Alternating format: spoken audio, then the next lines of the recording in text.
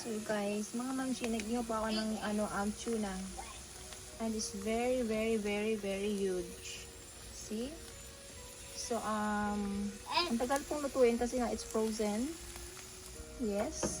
I mean, unfrozen na siya, pero yung sa gitna niya ay frozen. Tapos, meron din tayong a giant hipon or shrimp.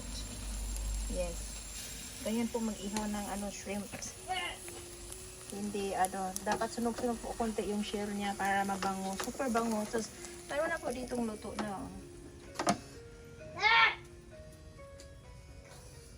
Yes. Yung ganyang klase luto na po yan. Yes.